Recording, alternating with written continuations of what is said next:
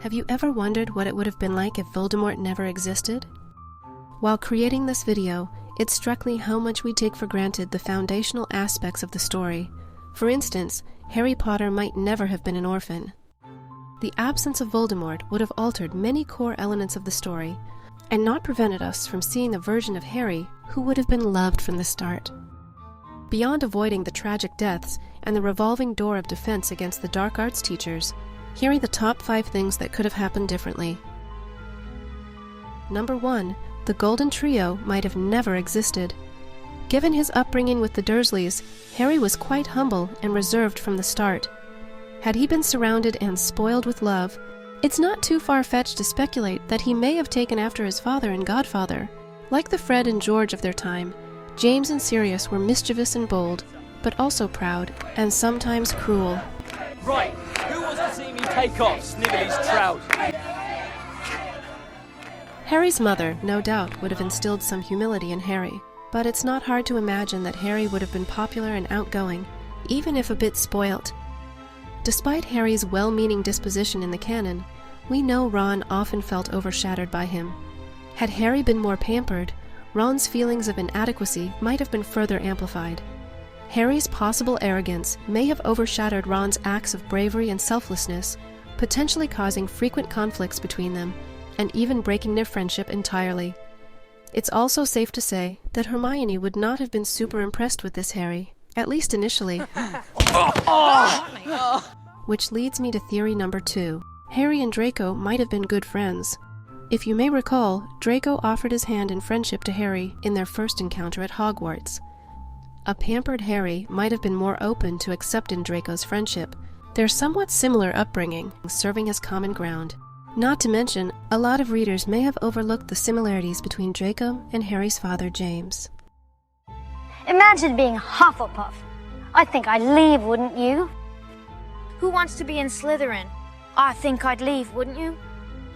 Draco, typically surrounded by his minions, might have found Harry, a bit spoiled and perhaps less arrogant, yet not easily bullied, a challenging and refreshing presence, potentially paving the way for Draco to make his first genuine friend. Over time, this friendship could have provided Harry with a unique opportunity to influence Draco's views, especially concerning Muggleborns like his own mother Lily. Number 3. Harry could have been a Quidditch player instead of an Auror.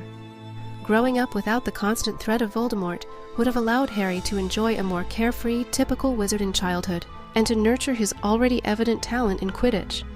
After all, let's not forget that the only 2 times Harry failed to catch the Golden Snitch were due to external factors beyond his control.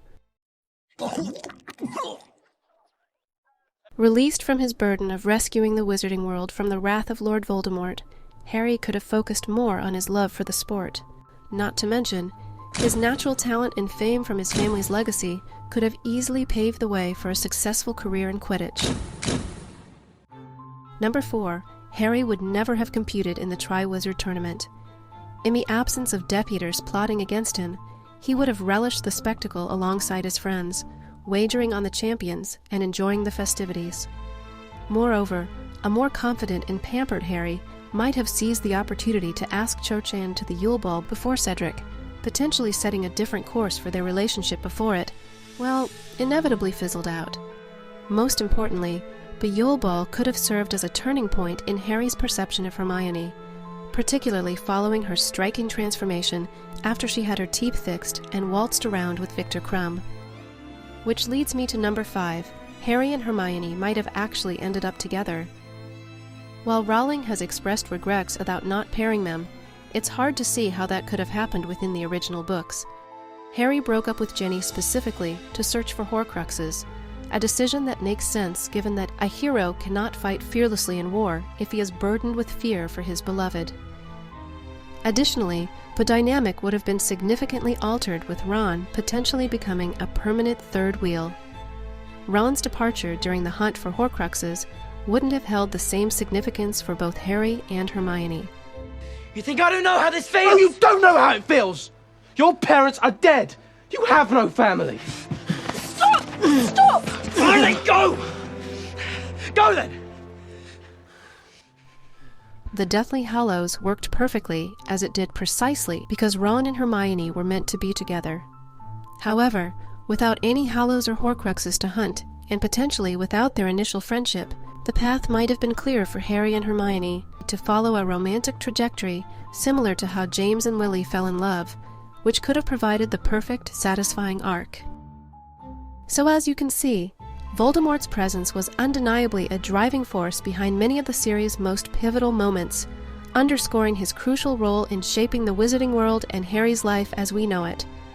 I would love to hear your thoughts on how the Harry Potter series might have unfolded without the Dark Lord. Don't forget to share your theories in the comments below, and please subscribe for more engaging discussions and theories. Thanks for watching,